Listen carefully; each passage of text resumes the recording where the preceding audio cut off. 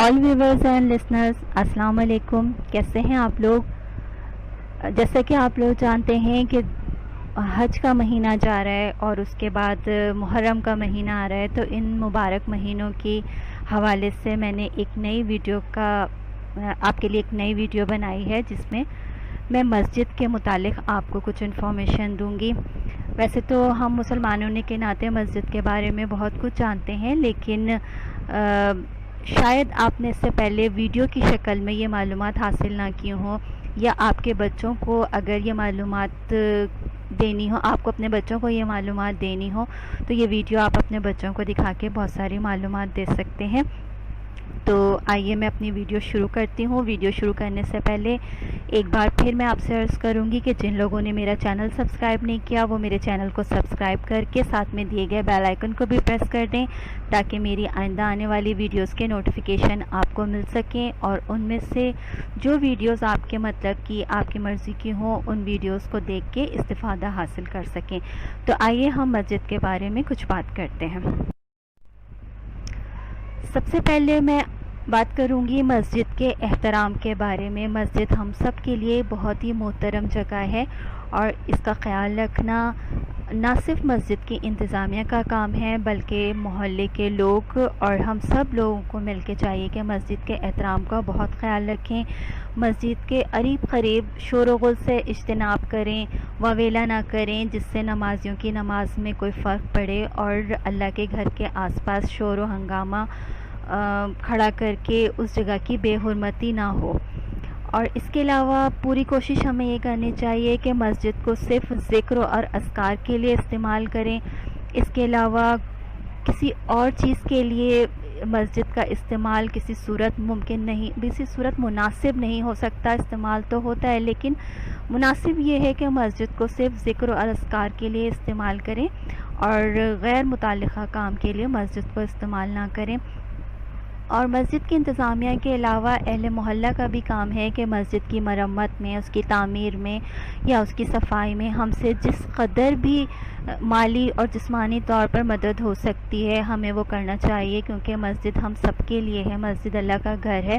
تو اس کی دیکھ بھال کر کے نہ صرف ہم ثواب کما سکتے ہیں، بلکہ اپنی دنیا میں بھی ہم دیکھیں گے کہ دنیا میں بھی ہمیں اس کے بہت سارے دنیاوی فوائد بھی ملیں گے۔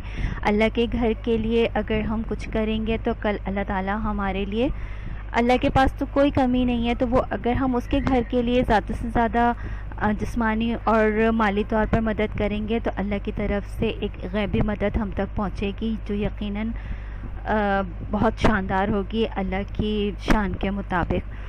اور اس کے علاوہ مسجد کی تعمیراتی کاموں کا بھی ہمیں خیال رکھنا چاہیے۔ اکثر جگہ دیکھنے میں آیا ہے کہ مسجدیں جو کہ بہت چھوٹے علاقوں میں ہوتی ہیں، وہاں بہت ساری چیزوں کے انتظامات نہیں ہوتے، نمازیوں کے لیے پنکھوں کا انتظام نہیں ہے، پانی کا صحیح انتظام نہیں ہے، اور مائک کا انتظام نہیں ہے، جس سے اذان کی آوازیں گھر گھر تک نہیں پہنچ پاتی، اور اہل محلہ اپنے گھروں میں تمام تر تعیشات زندگی سے فائدہ اٹھا رہے ہوتے ہیں، لیکن اللہ کے گھر کے لیے ہم تھوڑا بہت بھی خرچہ نہیں کر سکتے۔ تو یہ ہم مسلمانوں کے ناطے ہم لوگ کے لیے بہت شرم کی بات ہے، لہٰذا مسجد کے تعمیراتی کاموں کا ہمیں ہر طرح سے خیال رکھنا چاہیے، اور جس طرح ہم اپنے گھر کی تزئین و آرائش کا خیال رکھتے ہیں، اس طرح ہمیں مسجد کی تزئین و آرائش کا اور مسجد میں تمام چیزوں کی موجودگی کا خیال رکھنا چاہیے۔ مسجد کے آداب کے بارے میں چند چیزیں بہت زیادہ اہم ہیں، بلکہ یہ کہنا چاہیے کہ یہ چند جو پوائنٹس میں آپ کو بتاؤں گی، یہ مجموعہ ہے مسجد کے آداب کا۔ سب سے پہلے اس جگہ کی حرمت کا، اس جگہ کی ادب کا، اس جگہ کی عظمت کا خیال رکھنا چاہیے ہمیں، اور مسجد میں اس طرح داخل ہونا چاہیے کہ جس طرح ایک کسی بادشاہ کے دربار میں آپ داخل ہو رہے ہوں، جب ہم کسی بڑے بادشاہ کے دربار میں داخل ہوتے ہیں تو نظریں جھکا کے اور بہت ادب اور لحاظ کے ساتھ داخل ہوتے ہیں۔ تو مسجد تو اللہ کا گھر ہے، اور ہمیں مسجد میں داخل ہوتے وقت اس بات کا خیال رکھنا چاہیے کہ ہم ادب اور لحاظ کے ساتھ مسجد میں داخل ہوں۔ بلا وجہ کی بات چیت مسجد میں کسی صورت مناسب نہیں ہوتی. ہمیں خاموشی کے ساتھ مسجد میں داخل ہونا چاہیے. اکثر لوگوں کا شیوا ہوتا ہے، باتیں کرتے جاتے ہیں اور مسجد میں داخل ہو جاتے ہیں اور ان کو اس بات کا خیال ہی نہیں رہتا کہ اب انہیں خاموش ہو جانا چاہیے. تو خاموشی مسجد کے آداب میں ایک بہت ہی اہم ادب ہے اور ہمیں اس بات کا ضرور خیال رکھنا چاہیے کہ جتنی باتیں کرنی ہیں مسجد کے باہر کر کے خاموشی کے ساتھ مسجد کے اندر داخل ہوں.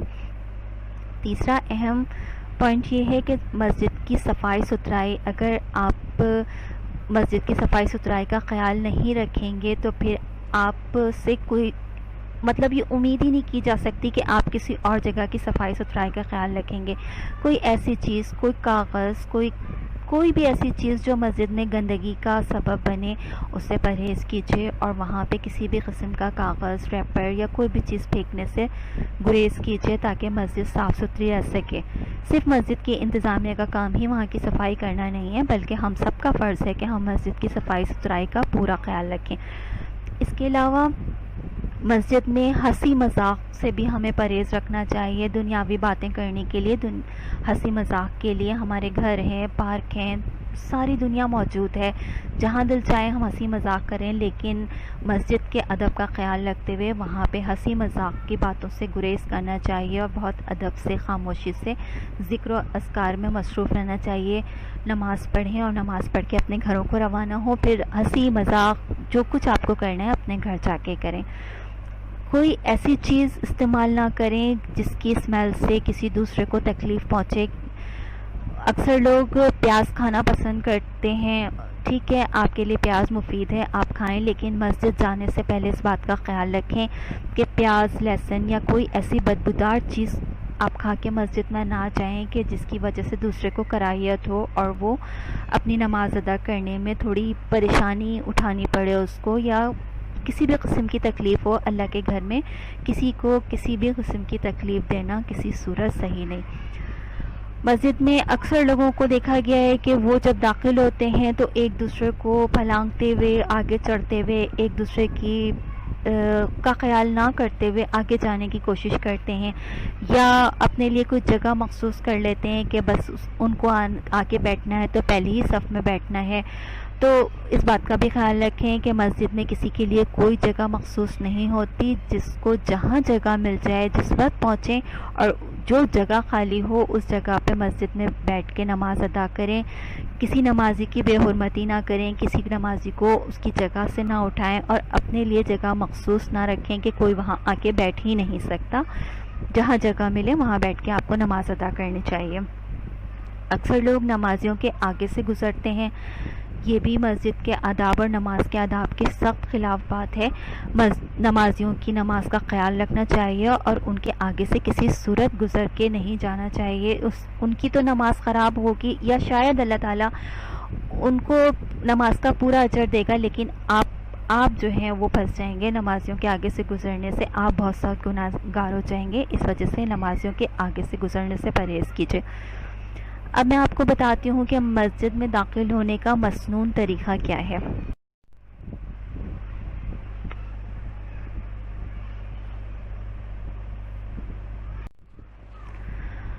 مسجد میں داخل ہونے کے مسنون طریقے میں سب سے پہلا طریقہ یہی ہے کہ کسی بھی بدبودار چیز سے پرہیز رکھنا ہے. کوئی بدبودار چیز مثلا پیاز کھا کے نہیں آنا چاہیے. دوسرے نمازوں کا خیال رکھنا چاہیے. اور نمازیوں کو تو اس میں تکلیف ہوتی ہے اپنی نماز ادا کرنے میں، لیکن وہاں جو فرشتے موجود ہوتے ہیں جو کہ ہماری نظروں سے اوجھل ہوتے ہیں، تو ہمیں ان فرشتوں کی تکلیف کا بھی خیال رکھنا چاہیے کہ کیسی بدبودار چیز لے کے اگر آپ مسجد میں جائیں گے تو اس سے فرشتوں کو بھی تکلیف ہوگی. اللہ کے کسی بھی بندے کو تکلیف دینا ویسے ہی کسی صورت صحیح نہیں، نہ کہ پھر ایک نمازی جو کہ اللہ کے گھر میں اللہ کا مہمان بن کے اللہ کے لیے گیا ہے اس کو تکلیف دینے سے اللہ تعالیٰ کو بھی سخت تکلیف ہوگی. لہٰذا کوئی بدبودار چیز لے کے مسجد میں داخل نہ ہونا چاہیے. اللہ تعالیٰ صفائی پسند کرتا ہے، صاف ستھرا رہنے والوں کو پسند کرتا ہے، تو اس کے گھر آنے سے پہلے بھی صاف ستھرا ہو کے ہر قسم کی بدبو سے پاک ہو کے پھر مسجد آنا چاہیے. نماز میں جیسے کہ میں پہلے بھی بتا چکی ہوں کہ مسجد میں داخل ہو کے نماز میں مصروف ہو جانا چاہیے اور فضول قسم کی کسی بھی دنیاوی گفتگو سے پرہیز کرنا چاہیے. نماز ادا کریں اور نماز ادا کرنے کے بعد ذکر و اذکار کریں اور اس کے بعد اپنے گھروں کو روانہ ہو جائیں. مسجد میں فضول باتیں اور دنیاوی گفتگو کسی صورت مناسب نہیں ہے. اور خاص کر ایک چیز جو آج کل ہم سب کی عادت بن چکی ہے کہ ہم غیبت کے بغیر رہ ہی نہیں پاتے ہیں. نہ چاہتے ہوئے بھی ہم اکثر غیبت کے جیسے بڑے گناہ میں مبتلا ہو جاتے ہیں. تو غیبت کا گناہ تو ویسے ہی اتنا بڑا ہے نہ کہ پھر مسجد میں بیٹھ کے، لیکن اکثر لوگ اتنے زیادہ اپنے جذبات پہ کنٹرول ہی نہیں رکھ پاتے کہ وہ مسجد میں جا کے بھی غیبت کرنے سے باز نہیں رہ پاتے. تو ایسے تمام لوگوں کو بہت اس بات کا خیال رکھنا چاہیے کہ مسجد میں جا کے غیبت سے، خاص کر غیبت سے بچیں. ویسے تو کوئی بھی دنیاوی بات، لڑائی جھگڑا یا کوئی بھی آپس کی ہنسی مذاق کی بات بھی ٹھیک نہیں، لیکن غیبت تو بہت بڑا گناہ ہے. لہٰذا غیبت سے اپنے آپ کو بچانا چاہیے. ہنسی مذاق کی باتیں کرنے کے لیے آپ کے گھر موجود ہیں، پارک موجود ہیں، گلیاں موجود ہیں. ہزاروں مقامات ایسے ہیں جہاں پہ ہم ہنستے بولتے ہیں. ہنسنا بولنا بری بات نہیں، لیکن کسی جگہ کی حرمت کا خیال رکھنا چاہیے. اس جگہ اکثر آداب میں آپ ایک بات جو ہمارے آپس کے آداب ہیں ان میں بھی ہم ایک بات کا خیال اکثر رکھتے ہیں کہ جب ہمارے بڑے یا ہمارے سامنے کوئی ایسی محترم ہستیاں موجود ہوتی ہیں تو پھر ہم زور سے اونچی آواز میں ہنسنے سے باز رہتے ہیں. یہ ایک اخلاقی عمل ہے. یہ بچوں کو شروع میں بھی سکھایا جاتا ہے اور بڑے ہونے کے بعد بھی یہ اس کو اپنایا جاتا ہے کہ کسی بڑے کے سامنے، کسی محترم ہستی کے سامنے زور سے ہنسنا کسی صورت مناسب نہیں. تو ہم جب انسانوں کے سامنے زور سے ہنسی مذاق کو کسی صورت پسند نہیں کرتے تو پھر اللہ تعالیٰ کے گھر میں جا کے اللہ کے سامنے حاضر ہو کے زور سے ہنسی مذاق کرنا تو کسی صورت بھی ٹھیک نہیں ہے. لہٰذا مسجد میں اونچی آواز سے بات کرنا اور قہقہ لگانے سے ہمیشہ منع کیا گیا ہے اور ہمیں اس بات کا بہت خیال رکھنا چاہیے کہ وہاں جا کے قہقہ لگا کے اونچی آواز میں نہ ہنسیں.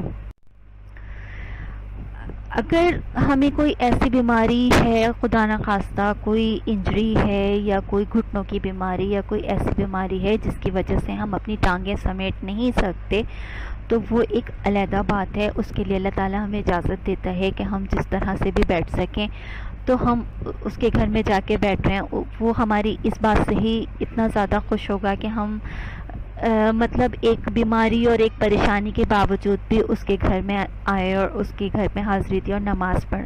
لیکن ایک صحت مند چاق و چوبند آدمی کے لیے کسی صورت یہ جائز نہیں ہے کہ وہ مسجد میں جا کے پیر پھیلا کے بیٹھ جائیں.